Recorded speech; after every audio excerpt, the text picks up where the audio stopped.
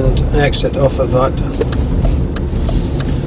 We make sure we've got the cars to block that roundabouts when we get on convoy.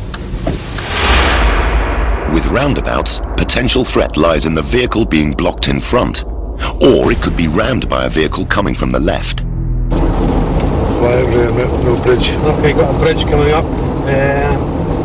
Make sure there's nothing on that, or nobody on that. Bridges provide an ideal platform to launch an attack on the convoy as it passes underneath. Okay, high hedges, very wooded. Once again, threat areas. Easy to put an ambush in here. The danger with woodland is the provision of cover for a range of ambushes.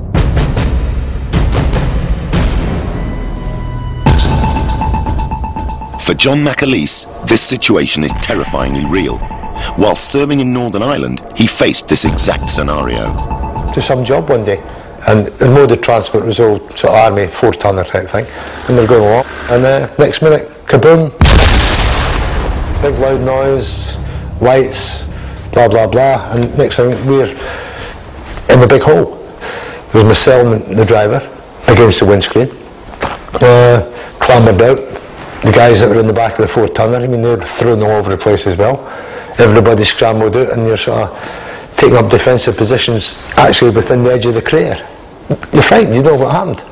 And, you know, I mean, laugh about it now, you know, because they missed us, you know.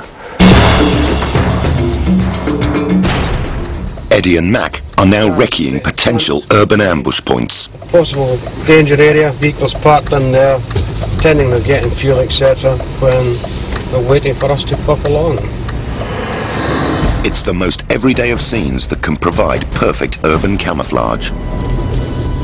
Okay, we're going to take a right at this next junction, major choke point, danger area. These are going to be manned by the local police to ensure us free access through. With any choke point, the convoy is in danger of becoming an easy target from both above and at street level. Before any operation, the SAS parade or check the vehicles they're about to use. Indicators, John. Yep. Okay. That's working. Our team add one or two of their own little touches, but they come with a health warning. Don't copy them. Airbags. All modern vehicles are fitted with airbags in the front. These must be disarmed. As you're driving along the road, a vehicle pulls out to try and block you. You may be able to ram the vehicle out the road. But if you've got your airbags fitted, whoomph, airbag all over your face, you're blinded. You can end up having a crash. Emergency fuel cut-off systems. Most modern vehicles, once again, are fitted with these. So that in the event of an accident, a crash, a bang, the fuel is automatically cut off to the engine. Once again, no good. These must be disconnected, because when you do ram the vehicle off the road, you need the fuel continue to run through the engine so that you can get out of the way and take the VIP to safety. You check your wing mirrors and your rear view mirror, and what you're trying to achieve is all-round vision down either side of the vehicles and to the rear of the vehicle. So with your right-hand wing mirror, tilt that slightly upwards. Your left-hand wing mirror, tilt it slightly downwards. What you're trying to achieve is all-round defence.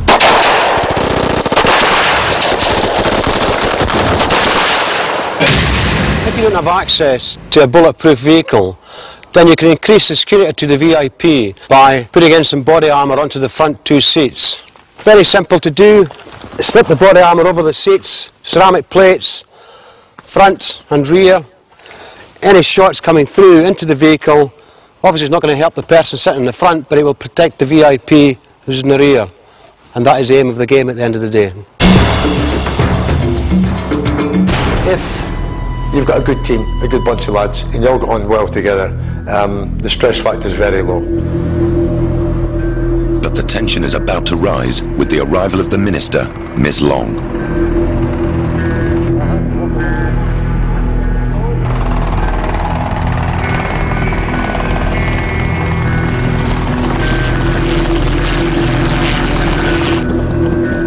Like all SAS operations, Detailed plans have been prepared. Eddie sets the team into a classic bodyguarding formation. Initially, the BGs set a box shape. But as Eddie moves forward, the point man changes position, giving each man clearer arcs of fire.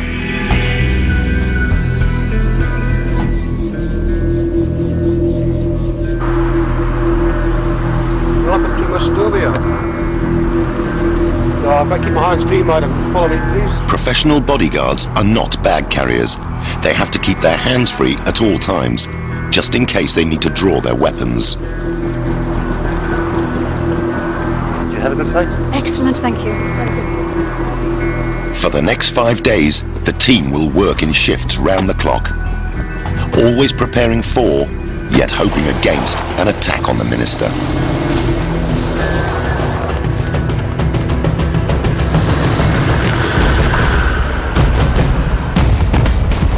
Phase 2 of the mission is now underway.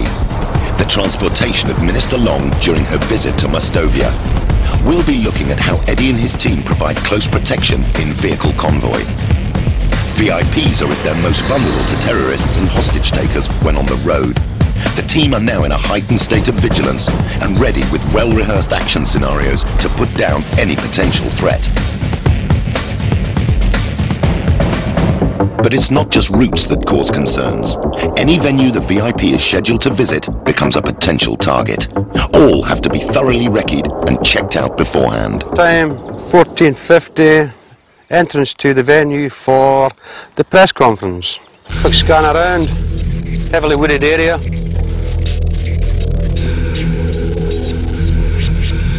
Eddie and Mac are making a videotape and notes which are crucial to the overall planning of the operation. Car park area. Full of cars at the moment. Get this cleared prior to the time for the venue. Make sure there's nobody else here. Okay, where that blue car's parked at the moment is exactly where the VIP is going to park. Entrance to the venue directly behind it. Quick scan around. Once again, pretty open, heavily wooded area. Make sure perimeter security's got that tied up before we bring her in. Okay, principal arrives, out the car, lead the principal through this way.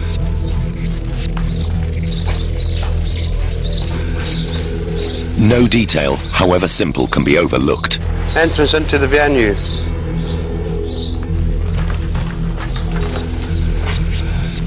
But they don't just plan for safe arrivals. Emergency exits have to be considered, just in case there's an attack. Okay, we've got a doorway leading down there. Looks as though it goes to the bar. Beer barrels plus the chutes. Possible escape route. Okay, we're now on red. This is another alternate escape route. Each side of the building is designated a colour, so the team know which route to use on their way to the emergency pickup point. The colour codes used by our team are white for front, green for left, black for back, and red for right. Bodyguarding is not glamorous. It's a very boring, mundane job. But you've got to keep your mind constantly alert. When you're out and about with your principal, it is quite easy because your mind is going all the time. You're looking for potential threats, so your mind is active all the time. The hard part comes when you take the principal back to the residence, you put them safely into the room for the night, and you've got to sit there for the rest of the night watching them. This is when it becomes difficult. You've got to keep your mind alert. I do this by playing little mind games with myself. I think of some poetry. I do mental arithmetic. Any little thing to keep your mind active. If you don't do that, then you will start feeling dozy and sleepy. And when the guy walks out that lift, or he comes up the fire escape to threaten the minister, then you're going to be slow reacting. And you can't allow that to happen.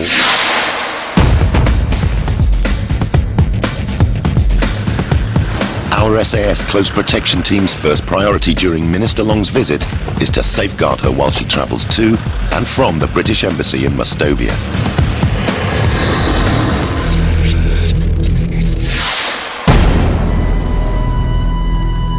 The Minister is staying at this country location under guard by the Close Protection Team. Local police have secured the grounds and the surrounding area. The vehicles essential to the BG team also